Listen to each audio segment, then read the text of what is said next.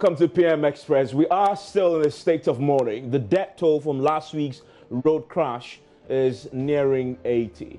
And that's why 2-3 days on, it's still a topical issue. And PM Express could not have done anything else but discuss this, especially on the day when a bill was laid before Parliament in an attempt to address the carnage on our roads. Curbing the menace is what we'll be discussing tonight. Now, over 70 people killed in 2 separate accidents we know now from just on Friday. Just in a single day, more than 70 people died in a road crash. And this has triggered another conversation over the lackadaisical attitude of both drivers, pedestrians, but also state institutions tasked with the authority to enforce the regulations that are still on our books. We know now there have been several remedies proposed since what we saw last week, Friday. Government has announced the deployment of speed cameras and other technologies as part of measures to arrest the situation. One of the things we've heard because of the accidents that we saw over the last 2 days, and on Friday to be very specific, it is part of recommendations we've seen made by the Interministerial Committee that was put together last year to look into causes of road accidents. The President put that committee together. In the last few hours, and I mentioned it at the top of the show, the bill that will turn the Road Safety Commission into an authority has finally been laid before Parliament. But the thing about this though is, this bill was approved by Cabinet last year. We are in March, almost ending. Why has it taken this long to pull this bill before Parliament? That's a question we'll be asking. Why must it take nearly 80 people to die before we activate the processes to finally put the bill before Parliament when the bill was approved by Cabinet last year? We'll interrogate that. Also, resource the National Road Safety Commission to scale up public education. We've heard that talk about also in the wake of the accident. Now, also remove the provided amount. In fact, I've been giving to the Road Safety Commission 1.6 million from the Road Fund for road safety sensitization. And that tells you where the problem focus is going to go as well, which is public education. Enforcement of road traffic laws by the police through spot fines by automation of the MTTD's operations. It's also one of the things that government is considering. Now, partner with private towing companies. And also, we know that the Nationwide Traffic Management and Enforcement Limited will also be empowered to vigorously enforce the regulations. Another suggestion that has come up. We also know that with the intention and the recommendations is to resource the Ghana Highway Authority, the Department of Urban Roads, the Department of Feeder Roads, with at least 335 million a year to provide signage and road markings for roads over a 3-year period. This is one of the key things that has also been proposed as part of the efforts to try and fix this particular problem. Now, this is the shocking background, by the way. 2,000 people were killed through road crashes in 2017 alone. In 2018, still hovering around that figure. And that gives us what the average is. The numbers increased to 2,300 in 2018. We know that. Now, look at this. 12.7% increase from 2017 alone. That is shocking. And this is not a war-torn country. This is not a war zone to have this number of lives lost every year just as a result of road crashes. We also know that the National Road Safety Commission maintains enforcing discipline on the roads is a key solution to the problem of road accidents that they are looking into enforcing. So, is the National Road Safety Authority bill, which has been presented to Parliament today, the process has begun to turn it into a law. Is this bill the solution to the carnage on our roads? And I have 2 gentlemen with me in the studio who understand why this is important, and they will be helping us break this down. I have with me, you know this, Cecil Gabra is a road transport consultant, but also the CEO of Top Tech Transportation Institute. They used to be Top Tech. Those people were wondering why the name has changed. Top Tech school. They're no longer school. They've grown, and that is evidence of his brilliance in terms of his ability to dissect the matters into the heart of it. That's why he's here with us. Also here with us is Daniel Wako, who's the Deputy Director in charge of planning and programs at the National Road Safety Commission. Is also joining us on the show today. Now, I want you to join us also on this conversation because this is about you. It's about life. It's about how it affects you as you travel. Maybe on the roads already tonight, you may be watching us. This is a conversation that we all have a part to play. Because if you listen to the experts, and Cecil will tell us, the human factor in this is possibly the most important factor. And so I want you to join us and as we interrogate the issues together. Will this fix the problem? The conversation is underway. We'll interrogate the details after the break. Stay with us here on PM Express.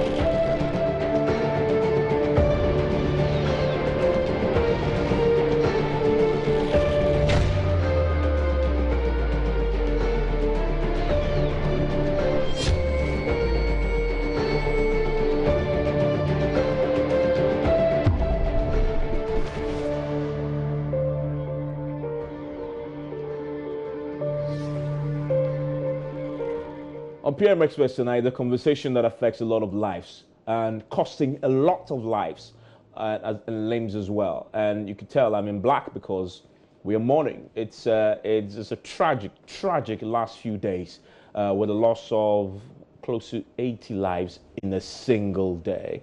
And my guest in the studio will do justice to why we're where we are, but also what has happened today with the submission of that legislation to Parliament for it to be enacted, the bill that is hopefully going to go to the bottom of this matter. Cecil Gabra is a road consultant, CEO with Top Tech Transport and Logistics. Also with me in the studio is Daniel Wako, who's the Deputy Director of Planning and Programs at the National Road Safety Commission. To you, Daniel, as I start with, which is in the question of this bill that has been submitted, the National Road Safety Authority bill. What is it? Thank you very much. Before I go into that, I just want to use the opportunity to express my personal condolences to the families of the victims of the incidents that occurred last Friday. I'm talking from my personal experience. I lost a sister through road traffic crash. Okay. So I know how it feels. Yeah. Also, I want to use the opportunity to wish the rest who are in the hospitals a speedy recovery. I know it's not easy, but I know God is also there to help us through. Now, coming back to the substantive issue, the National Road Safety Commission was set up 20 years ago with a mandate to be the lead agency to coordinate and plan road safety activities in the country. If you look at the road safety production in Ghana, for example, education, enforcement, engineering, and the emergencies, the 4 E's, you realize that the National Road Safety Commission has only the education and publicity under its ambit.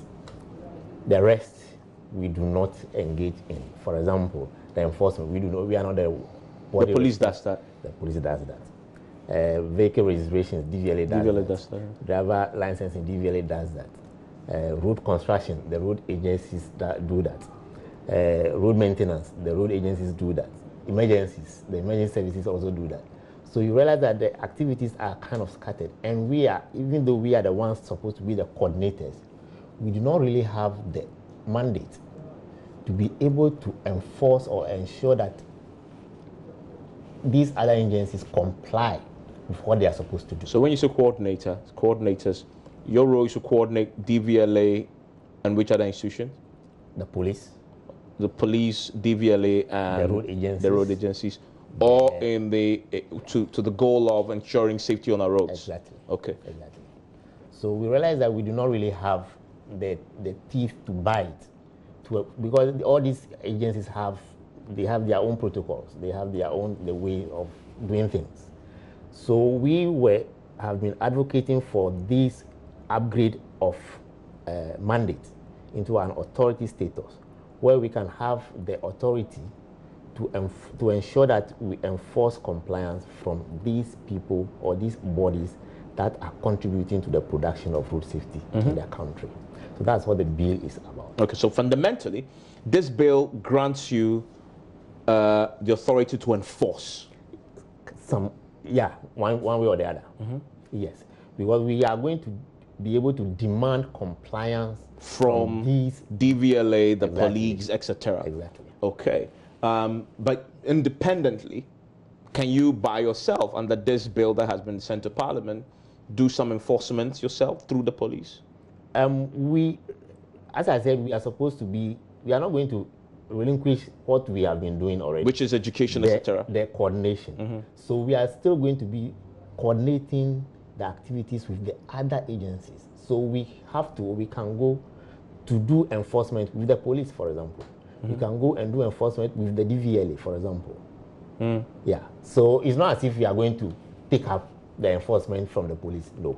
Okay. The police are still going to be in charge of enforcement. But then that brings me to my next question, Cecil. So the police, and there's a general agreement, the DVLA, the police, DVLA is already an authority, and the police.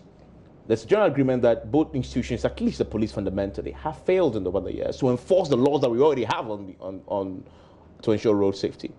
Why do we think that the NCCE, National Road Safety Commission, if it turns into an authority already, or all of a sudden can do what the police have failed to do for as long as Ghana has been independent? Thank you so much, Evans, and first of all, my condolences to the bereaved families. I mean, it was really a sad day, Black Friday, as you term it. Well, back to your question. I feel the paperwork in this country is too much. Right. If you look at an example, simple example, Metro Mass Transit, 3 years ago, we had a very terrible accident. 90 people died. Yeah. Have we ever seen any reports? No. Nothing. Right. If this had not happened, I don't think the President of the Republic of Ghana will even come up quickly with all this statement. Yeah, and you make a point. I need to just back it up with some facts. Because on November 27, 2018, this is a roads minister who was speaking and on the back of several accidents. And this is what he said, that the National Road Safety Commission will soon be elevated to the status of an authority to enable it regulate institutional standards and enforce compliance with road safety regulations. It goes on to state the Transport Minister told Parliament that a bill to that effect will be presented before end of the year. This is a direct quote from the Minister. End of the year 2018. And he eventually go to say, this is to Parliament.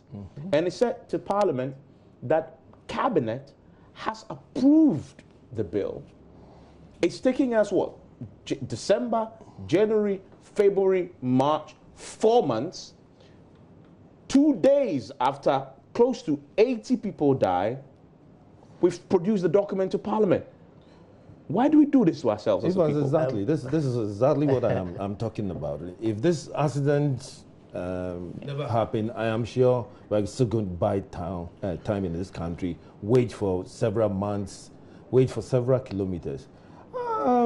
I believe the issue of accidents can just be kept. It's an enforcement agency issue. My brother knows what I'm talking about. It's an enforcement issue. And if you pick it up one by one, I don't think we'll be here talking about commission to authority. It should be the same thing. I'm telling you, right? The police is there. They are already the enforcement agency. Yeah. So why exactly the point? Why do we need another enforcement agency? Precisely. All what I believe we need in this country is proper enforcement. I mean, if the police cannot do it, why don't you have a joint program, which I have done with the military police before? I took them to 37, where the Switchback Road, you have 2 vehicles, plying that route, which was wrong on the left side. Now these guys went to stand there and were looking other vehicles. Everybody went back to the lane, which means that there's that respect for the military police. And there's not no, the police. Yes, precisely. I mean, you know what I'm talking about. It's a fact that we need to sort in this country. However, I'm not saying that all policemen are like this, but it's an enforcement issue. I mean, if you look at this particular case where a lot of people died, you go to the driver and find out what exactly happened. The driver died. Yeah. But the police have told us today that preliminary investigation show that this driver, one, was over speeding, so was exceeding the speed limit for a highway, which is 100 kilometers an hour. That's the first one that needs to be enforced. That wasn't enforced. Secondly, he was sleeping behind the wheel. Well, the speed limit is even 90 kilometers per it hour. And then the real fact is that we don't have speed limiters. And you see, if you look at my LI, very old, I've been reading it for so many years. Which LI is that? Right, this is LI 2180. If you look at regulation 134, it states clearly that all commercial vehicles must have speed limiters installed. Commercial vehicles. Yes. Have speed limiters installed in them. We are talking about commercial vehicles with high tonnage, right? Buses and long vehicle and so on. What are speed limiters? Speed limiters is let me just put it in a very simple way for everybody to understand. You are accelerating, but the vehicle will not go beyond a certain. It will not go beyond speed. 75 kilometers per hour. Okay. Okay. And this is it. Right, we operate a system where we use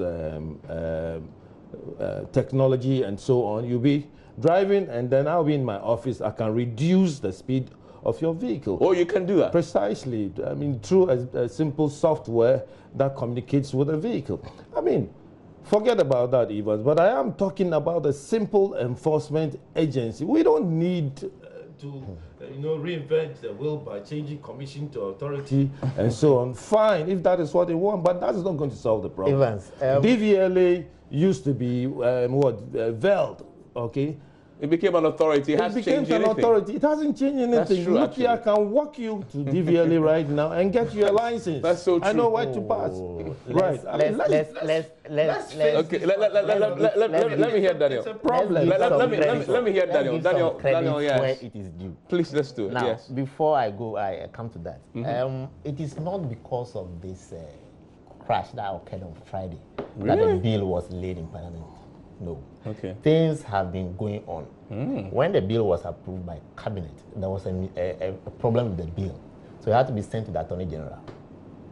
And from there, it has to go back to the Ministry of Transport. So all these things take a little bit time. Okay, so this is just coincidence? I would say it's a coincidence. Wow. Yeah. That's one hell of a coincidence. It's not that this is what the incident. The accident was on Friday. It's not because Monday, the bill is for Parliament. We waited till it was in the pipeline. Okay. It was coming. So it was just a mere coincidence. Mere coincidence. I can talk to that one because I'm part of the committee that is working on the bill. So this bill, okay, so once it went to the Attorney General, it left your authority. You didn't have anything. Yeah. So the Attorney General was done with it just on Friday. Sent it back it has to go back to the ministry. Okay. The ministry will have to go through, and I agree with whatever it is. So the ministry went through it, and just so happened that they finished it on Friday. It went back to Cabinet. Okay. Yeah, it has to go back to Cabinet because some alterations had to be done. Okay. So it has to go back to Cabinet before it will leave Cabinet forward. Fourth. Now, so that's the power. I mean, that's the procedure. No problem. That's the protocol. There's nothing we can That's do what we have about now. That. That's what we have. Now, so the subdivision of why turning NCC and the National Road Safety Commission to an authority will fix the problem. I think that with the added authority, with the added mandate, we can, as I said earlier, we will not be able to demand compliance from state agencies, the police. My question to you is, and a very simple one. Yeah. What is it that this authority will make you do that the police currently cannot do? As I said, we are not coming to do enforcement.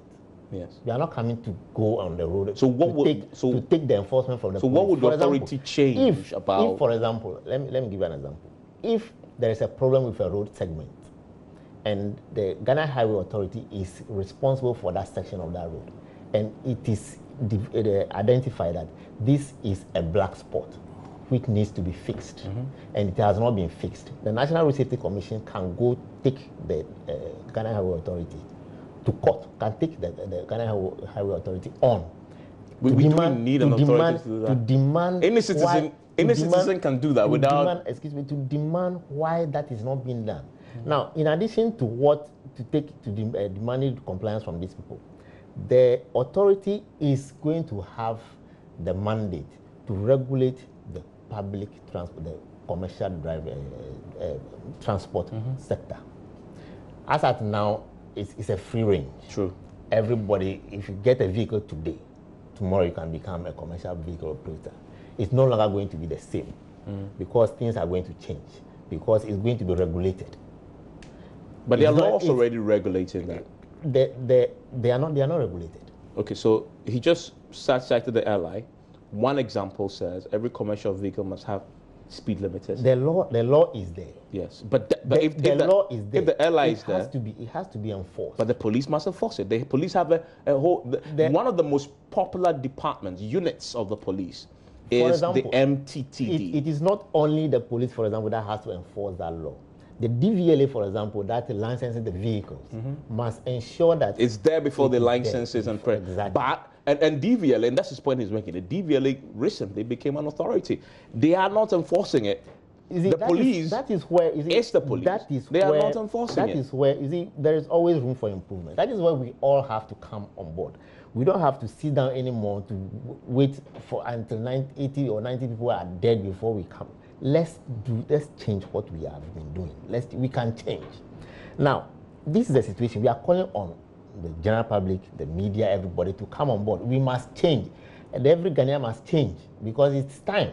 We are losing too many lives, innocent lives.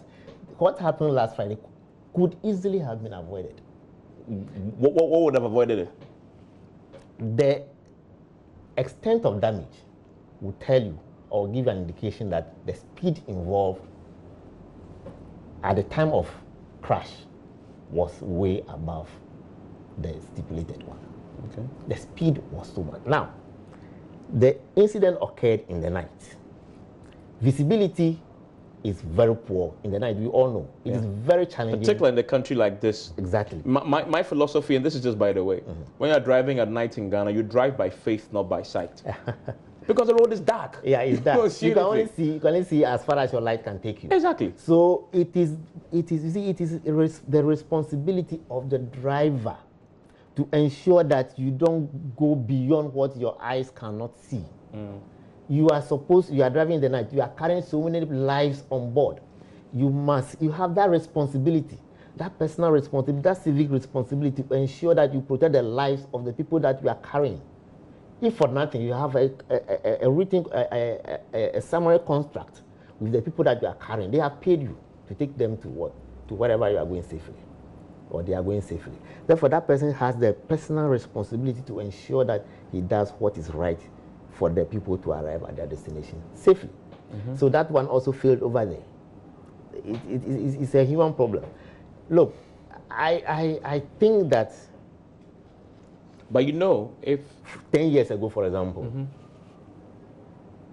have we really sat down to find out what type of driver do we want to see in 10 years' time, 15 years' time?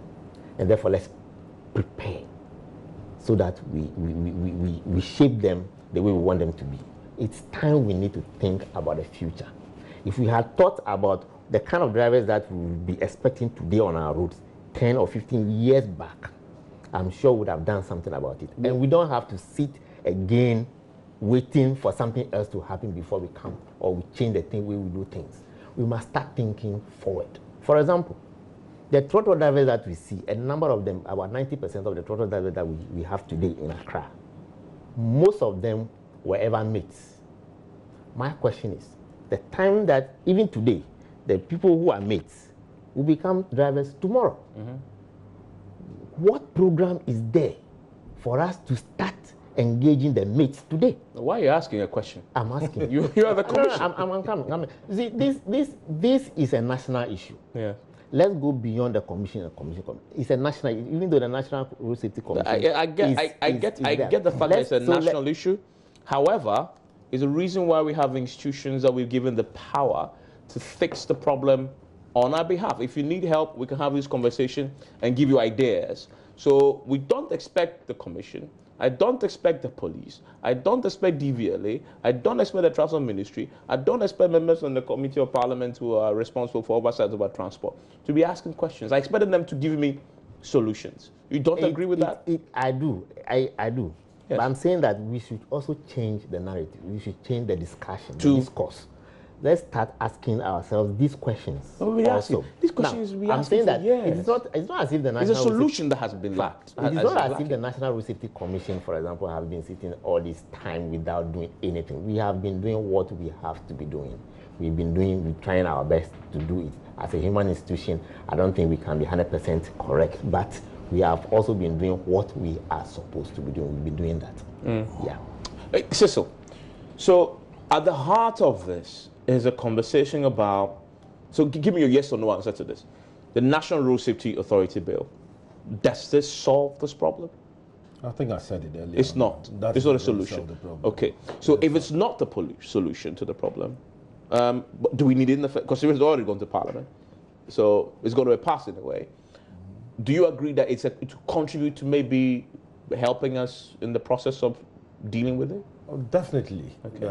We're going to have a process to help in dealing with the situation, but that is not going to solve the problem, right? If we make them an authority, the major concern, like I'm always saying, my brother mentioned it, the 4 technical leads in road safety, engineering of roads, and so on and so forth. But the biggest issue, which I'm always hammering on, is enforcement. It's enforcement. This morning, for instance, I was driving. I live off the Spinters Road. I was driving and I had to stop somewhere. Look, there's this particular vehicle, and I mentioned it. I think I mentioned it. Yeah, you mentioned it. He's still doing a GT 8332 15, driven by a fire officer. Every morning on the Spinters Road, he drives in the middle, he fixes alarm and so on. And this morning, I took a photograph of him. I have it on my phone. If law enforcement are doing the wrong thing, then it means that we are doomed.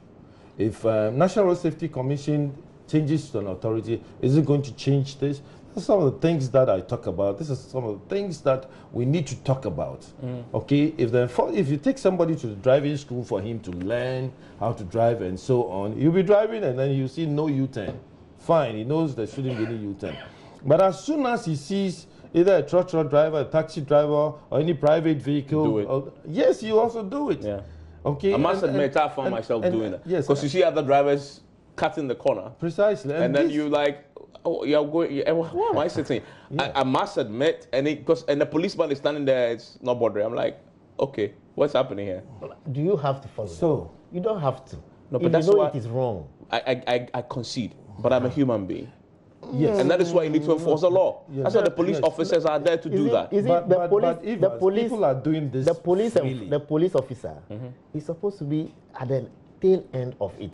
No, it's supposed to be at the right end of enforcement. For example, no. It's at the tail end. Why tail end? It has to be. So, for example, this driver who collided and killed the 90 people. If the driver with the police officer with a speed gun had stopped him, you see, I'm saying would have realized that the man was speeding and stopped him. I'm saying that. We, the citizens of this country, in fact, I will reserve some time to talk about citizens' responsibility because I think that's really big. Yeah. So we'll come there. Yeah, but I want to first deal with this institutional responsibility. See, we don't have the capacity for every single Ghanaian to have one police officer assigned to police the person. But we have them on the roads. No, I'm saying that we don't have that. We don't have as many police. Have you traveled on our highway? I know what you are talking about. Yes. I know. But you see, I'm also saying that we as Ghanaians, we are citizens. If you know that this is wrong, we should also try and do the right thing. I'll come to that. That is a problem. I'll come to that. It is our civic responsibility. And Cecil, and this is the point. It's just because human beings the way we are, we will naturally break the law, is the reason why we felt we need a police. We need the DVLA. We need the road safety commission. Why is it that when we travel outside, we obey the law. Fantastic. Please answer him. Please answer exactly. Please answer him. Working there. Please answer him. It's okay.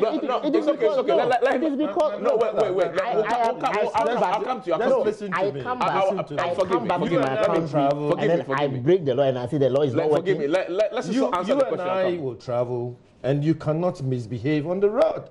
Exactly. But if you come so why to is Ghana, it that I come and then I do it? Why do I do it? Yes, you do it because Ghana is lawless. I mean, let me put it that way, right? The police, if they even arrest you, the first thing you do is that, yes, you are working with the National Road Safety Commission. You will call, you make a call to maybe a big policeman, and then he will also disseminate the message to that policeman, look, his National Road Safety Commission and so on, leave him, you not do that again, or leave him with.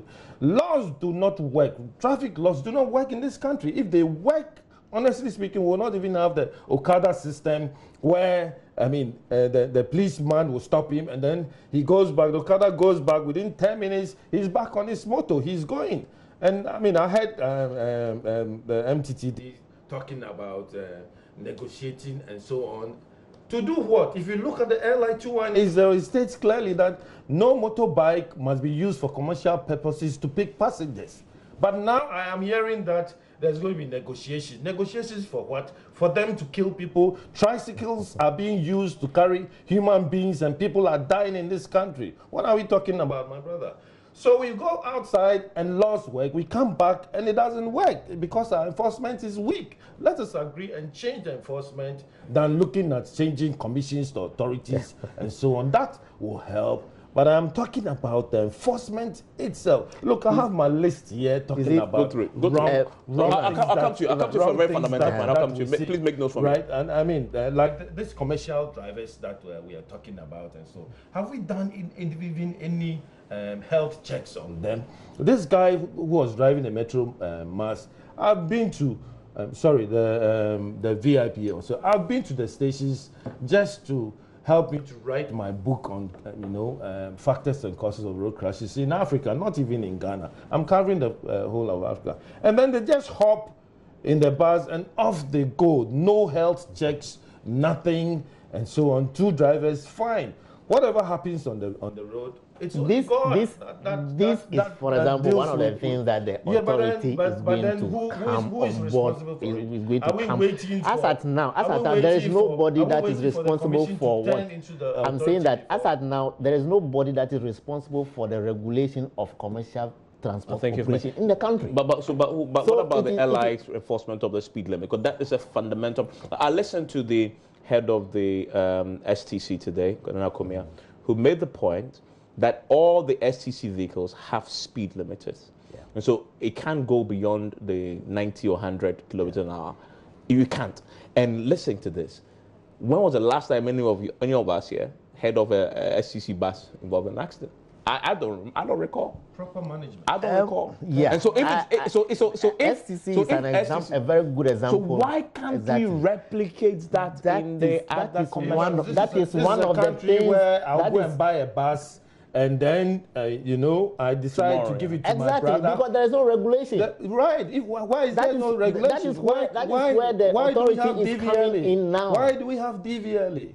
Why reinvent the wheel? Why do we have DVLA? DVLA will, give the authority, give the license. It goes beyond. And will not even bother to check. Look, we have people who are using B licenses and they are driving buses. B license is supposed to take care of saloon vehicles. C license, taxi drivers. But if you want to drive a bus, you need an F, which means that you should have more than where the authority comes in. Why can't to regulate all this? Because if you don't have, I want to hear. Daniel, yes, explain why it fixes this problem. As I said earlier, it's a free range. Mm-hmm. The moment you are able, if you are fortunate to have somebody outside, a person sends you a car today, you register that car. Tomorrow you become what? A commercial transport operator. And nobody, as you were saying, who checks the medical or whatever. What are the standards? Are there standards that you set the standards? We have to set standards. Okay. Everything needs to be done that you can enforce. Then we can enforce. Okay. If the standard is not there, how can it be enforced? It cannot be enforced. You understand? So these are some of the things that has to come. And you see, let's give this bill, this opportunity, let's all support it. And I am sure we support it. Yes, and but you understand the public's. You understand our skepticism. I do. Because you turn commissions, institutions into authorities before, and nothing really of substance changes. This one will be of a difference. I promise you that. Well, we can only be optimistic. We can only be optimistic. We have to. All what we want to see for me, with a country of about 2 million vehicles, we don't expect to see 2,000 road crashes in a year. Yeah. Right? At least 6 must not die according to statistics in a day. That is way unacceptable. I agree with that. We want to see at least half death, which means that the person may have an injury. That's what we want to see. We don't want to see deaths. Look, I have my own experience. That's why I'm so vocal. I mean, my wife and child had a very serious accident. Okay, 20. What I don't want to remember, but it was really terrible. Terrible. And that's why I'm so vocal today. It was the truck driver who came to hit them, head-on collision. Look, when I interviewed this guy, he was driving for more than 8 hours. What do we have in place for this? And even that is also one serious thing. The law says that drive for 4 hours. And there's a law that's also about how many hours you can drive. Yes, 4 hours. Which law is that? It's not. Continuously 4 hours. But you have to, after 4, you have to break it. After 4. So there's a law. Precisely. So 4 hours. So the police is supposed to enforce that. Yes. Because we don't have the system in place, right? This can easily be done even manually. I mean, without equipment, right? If we agree that STC VIP is leaving to Kumasi, at least if they get to Lindador, okay, they might clock about 2 hours. That's a check. Come and sign and say, yes, You have passed. this is the driver. I've taken passengers and I'm at Lindador. 2 hours you have signed. If it is less than 2 hours, then it means that the driver was speeding. But here we are, we don't even have the speed limiters installed in the vehicles. Yeah, but that's a very fundamental point. Which means that even on the long stretch somewhere, they can accelerate to about 120, 140. But the saddest thing that we have in this country is that many people who board the bus are not drivers, and therefore they cannot judge the speed of vehicles. Okay, that's one fundamental point. And then sadly, again, we have people who edge the driver on by looking at the time to say, driver, let's go. and that can. So we have that right. And that's a human factor going to that. The speed limiter, for example. Yes. Even in the developed countries like Sweden, which have very low fatality rates from accidents, they still don't prevent. I mean, they cannot eradicate crashes or incidents. True. But if these incidents occur at lower speeds, the severity and the casualties are less. I'm very sure if Friday's incidents occurred at lower speeds, we will not have registered that number of people who died. That's true. That is the reason why the speed limiter, for example, is very, very important. We will have a law that says it should be there. Yes. So I'm saying that let's support the National Road Safety Commission. And I have a question on that. How difficult is it? Because all these commercial buses have a station. They belong to an association. The VIP, we know where they are. New Plan, we know. How difficult is it to shut the stations down and say any bus that enters here must have a speed limiter because the law says so, or you aren't moving? If the police see a VIP bus on the road, go and first thing you do, check if he has a speed limiter. If he doesn't have a speed limiter, you stop the bus from going further. You have to get the drivers, the passengers to disembark. Now listen to this. If you ask the passenger to disembark wherever they are, don't care about that. Before a passenger boards a bus in Accra, if he knows that if the car is stopped, I'll have to stop and it's my problem to find my own bus, it will be my responsibility at that point of boarding the bus to make sure that the bus I'm boarding complies with the law. And that is where it will be difficult for the passenger to find out or to check whether the bus. No problem. I'm saying that if you do that to me, you know what I'll do? I'll go to the bus and I'll ask. I want to see the certificate. We can solve all this if we have the authority, a regulation. if the terrain is regulated. Okay. For example, he was talking. Mr. Cecil was talking about the motorcycle or whatever, they are operating in a free range. True. There is nobody, nothing that is regulating them. When NRSC becomes NRCA, how are they going to stop the motorbike? Because that's a fundamental question. I'll come to that. I'll come to that question to you, and then I'll move to the human factor when we return from this break. Stay with us. You have a responsibility. We've talked about what the authority will do, what institutions have done, the failure that we've seen from the police, the DVLA, etc. But what about us?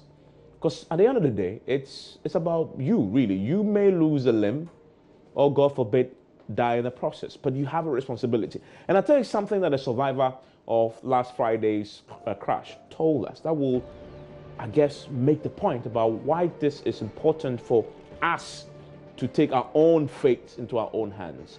Stay with us here on PM Express.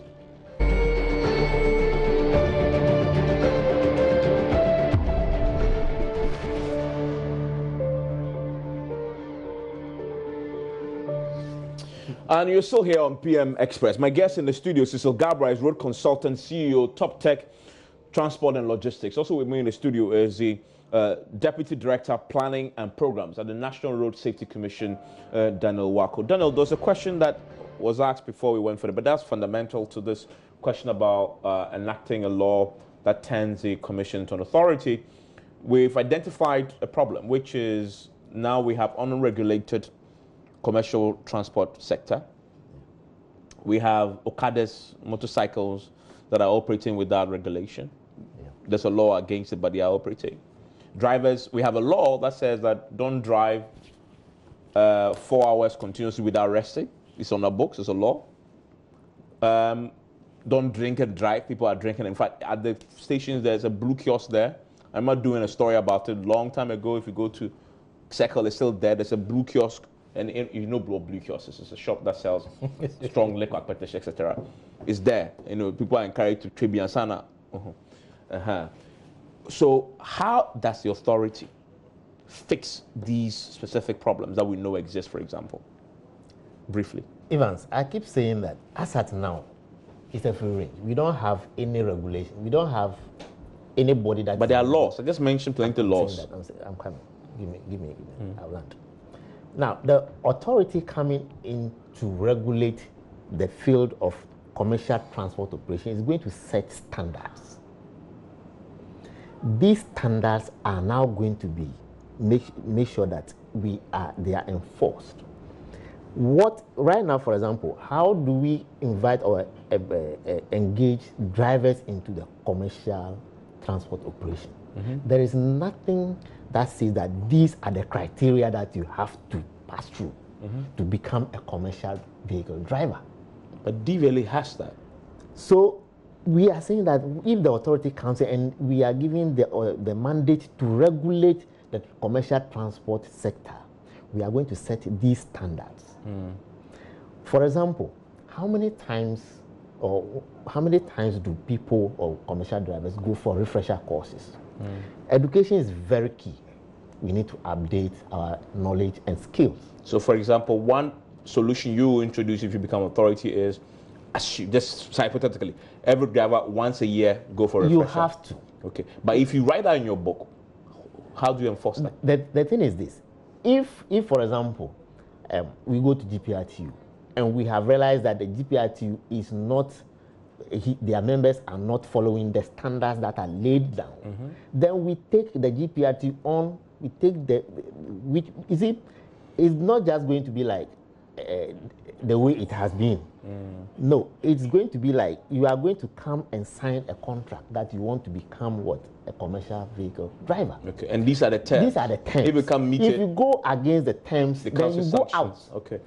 Okay. So Dan, are you going to come up with a new LI? Because what you are saying, okay, is contrary to what the LI is. Yes, because maybe do update the You can't force me to go to school. The LI is currently being reviewed, and the LI 125 says that every commercial driver must go for at least a minimum number of hours of education every year. Okay, I see. So the existing LI has that already? Yeah, it has it. Now, if we get this authority bill and we are regulating the commercial transport sector, then these are going to be part of the standards that we are going to set. And then you can most importantly enforce it. Enforce it. Okay. Make sure that You are just interested in the authority than anything else. No. Yes, go on. Oh. Daniel, go on. Yeah. You were talking about the Okada Yes. or the motorcycle. The motorcycle issue is a big one. Yeah. The motorcycle issue has taken the country by surprise, I would say. In fact, it is the deaths that are resulting from the motorcycle operations that are contributing to the number of fatalities. Going to 2000s and we've seen. Exactly. And I believe that it is because it is not being regulated. So when you tell everybody is just doing whatever they like. So a commission to an authority will regulate that. Now, no, I'm not saying that. Okay. The issue is with the Ministry of Transport now.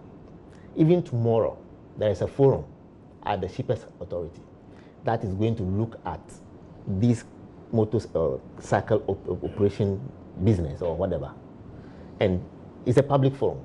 And we want views from the public on how to fix this. How to fix it. It's a national issue. It's no longer a National Road Safety Commission. So you're taking this on. I want to quickly bring in this before we end. And this is a human part of the problem. And I think you touched on it earlier. And I'll take it from a survivor who told us from the Friday crash that they noticed that the driver was over speeding, but they also noticed that he was sleeping. In fact, they complained to the driver, but the driver didn't listen. And so some of them said, I just fell asleep myself until the crash. We all know what has happened since. So we have a fundamental responsibility ourselves, don't we? To enforce your own human instinct must kick in. Evans, one of the campaign or sensitization strategies or slogans or areas that we focus on is passenger empowerment. Okay. We have always been saying it that passengers must speak up. Okay. So in this case, what could a passenger done? When you have noticed you've complained, the driver is not listening to you. I'm coming. You see, that's the problem we have about we as Ghanaians. If a passenger tries to tell the driver to do the right thing or to try to point to the driver that they are doing the wrong thing, more often than not, it is another passenger who comes to attack that passenger who is saying that, calling him or her names. Won't be tied if you are an old lady. You become a witch or whatever. You understand? That is where we are saying that passengers must come together. If all the passengers in that bus had come together, they would have had a common front to approach that issue with the driver. The driver would have listened. I believe so. Cecil. Yeah, well, what he's saying is very true, right? We are even moving ahead to launch a big campaign in this country called Voice It Out in the vehicle, right? And I'm sure when it's ready, we'll get all of you involved. What he's saying is very true. And I mentioned earlier on that the other problem that we're having is that many people don't drive. The passengers are just seated, and then all what they know is that the bus is moving. And if it's moving a little bit faster, they don't know the speed that the vehicle is driving at, right? And I'm advocating that, look, henceforth, all these buses must have the speed limits connected, right, from the dashboard. It's just easy, digital. It is there, so they are seeing it. Right, if the bus is driving more than, that's when our speed limiters will fail. Okay. You can tell that this bus is driving more than 80 kilometers per hour. And then you speak up. And then all of them will start voicing it out. Hey, driver, to unfortunately, I run out of time on this, but this is the beginning of a long conversation. So we'll have you guys join us again. But the most important thing I think about this, until the law is passed, until the 1 billion you get it to start enforcing. Well, not you here. They say 1 billion is coming to you. 1 billion is not coming to the national. It's going where? It's going to the road agencies. No problem. So until the 1 billion goes to all the road agencies, the thing you can start doing right now is to speak up. Right now. Yes. I'm sure you're in a bus traveling to Kumasi, probably watching us. Speak up. Because if you don't, you end up like the woman who told us that they noticed the man was sleeping. They noticed he was accelerating. They told the driver, ignored them, and we know what happened. So please speak up, but don't just speak up. Demand that the driver either stops the vehicle or take action.